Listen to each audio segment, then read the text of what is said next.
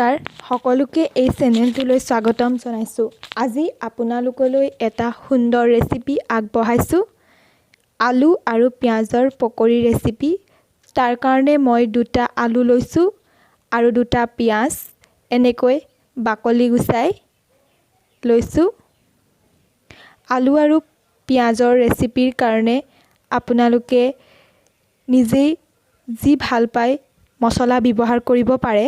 মই তাৰ কাৰণে লৈছোঁ চাট মছলা, ৰেড চিলি পাউডাৰ, জিৰা গুড়ি, হালধি, নিমখ আৰু 4টা জলকীয়া।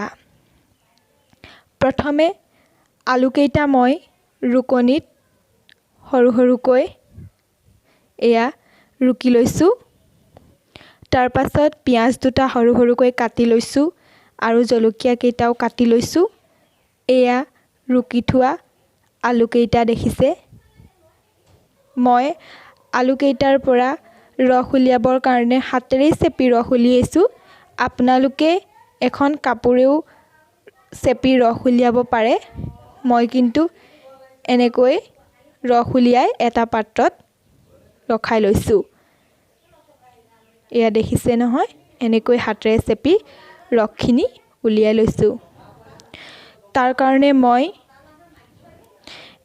3 চামুচ বেচন ব্যৱহাৰ কৰিছোঁ। এটা বাটিত এনেকৈ উলিয়াই লৈছোঁ আৰু এই বেচনখিনি ৰুকি লোৱা আলুখিনিত এড কৰি দিছোঁ। কাটি লোৱা পিঁয়াজখিনি দি দিছোঁ, জলকীয়াখিনিও দি দিছোঁ।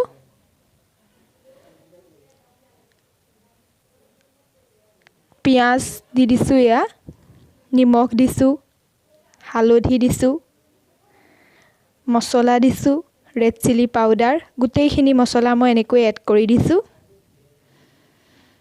আৰু তাৰ পাছত এখন চামুচত আধা চামুচমান বেকিং দিছোঁ।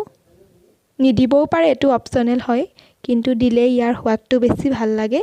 সেইটো কাৰণে মই অকণমান ইয়াত দি দিছোঁ। সকলোবিলাক এখন চামুচেৰে মই গোটেই মছলাখিনি এবাৰ মিশ্ৰণ কৰি লৈছোঁ।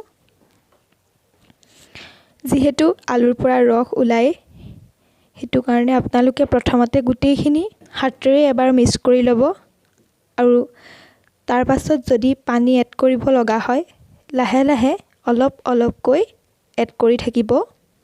আৰু বেছি পনীয়া হৈ গ'লেও তাত আপুনি আকৌ অলপ বেচন দি দিব পাৰে, নহ'লে অলপ ময়দাও দিব পাৰে। মই ময়দা ব্যৱহাৰ কৰা নাই, অকল বেচন দিয়ে বনাইছোঁ।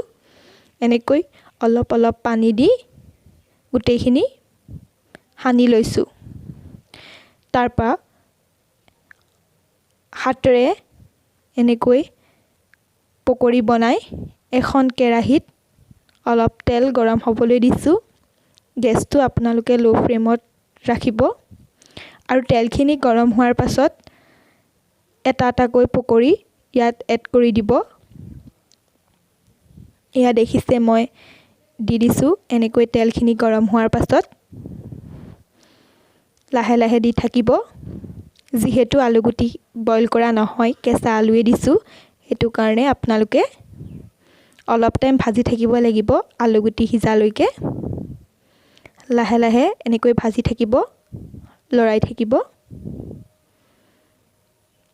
গেছটো ল' ফ্লেমত ৰাখি ল'ব। এনেকৈ দি যাব। এনেকৈ এবাৰ বনাই চাবচোন, খুবেই ভাল লাগে খাই। দেখিছে, মোৰ পকৰি হৈ গৈছে। খায়ো ভাল লাগিলে। আপোনালোকেও এবাৰ ট্ৰাই কৰিব। যদি ভাল লাগিলে তেনেহ'লে লাইক কৰিব, কমেণ্ট কৰিব, শ্বেয়াৰ কৰিব।